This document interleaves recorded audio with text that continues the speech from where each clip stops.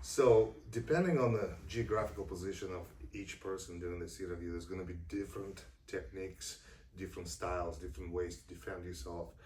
And we are ready to demonstrate basically all of them. If Carl goes and gets me on the ground, or we're standing up, or it's a strike, or I sit across the table.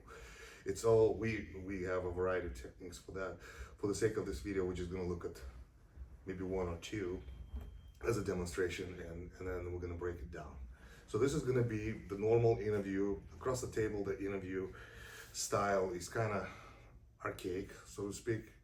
Even we in law enforcement capacity, we try to teach this style of interview sitting next to each other, so there is no superiority complex, or there is no barrier between two people. We can actually communicate, you know, on the same level. It feels like we're two friends communicating. So chances are, even communicating with an attorney, this is going to be a setting, more kind of therapeutical setting, sitting side by side.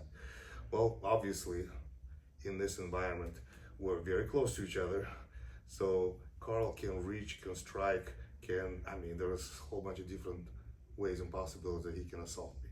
One of them is, for example, he, as a grappler, he will immediately utilize my jacket as one of the ways to control my upper body. Right, Carl? Yep. What do you think? Yeah, I'll probably grab you by the lapel over here, pulling you in, probably ready to strike you in the face. Right, strike you Or bash you. Exactly. So this is actually very powerful grip it. So if I don't address it immediately, he can extend the arm, pushing me backwards, pull me in, and it's, even though there is a significant size difference, this grip itself just gives him monumental control of my upper body. So we'll go slow speed. So I need to address that immediately before strikes even coming over. I'm gonna reach over and I'm gonna make a big circle using my entire upper body to expose his, that's what I'm trying to do. I'm trying to expose his arm straight, and lock it on my shoulder. And here we can sit, go ahead, try to stand up. That's not gonna happen. And obviously I'm gonna scream for help. I'm gonna wait until the guard's gonna come in and they're gonna help me out. But the cool thing is, unless I have to, I'm not really gonna impose a lot of physical damage. If I have to, I can snap that arm just by pulling down on it as hard as I can. Anything else, Carl? Nope, that's pretty well covers it.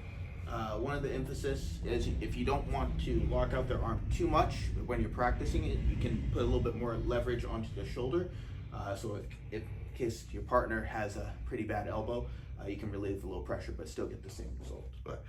I'm gonna go about 60% just to show effectiveness, because honestly, if I go 100%, it's and again, if it needs to be done, if it's for example, he grabs you with this and all of a sudden I see a blade in that hand, well, I'm gonna go 110%. I'm sorry, but that's, I mean, you have to defend yourself.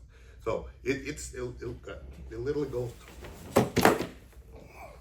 very effectively fast.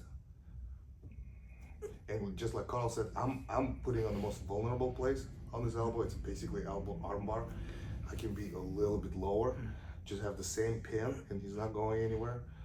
But I'm not at the danger of damaging his arm as much as I'm right here. I personally like it here because now the moment he does a wrong move, there's going to be consequences.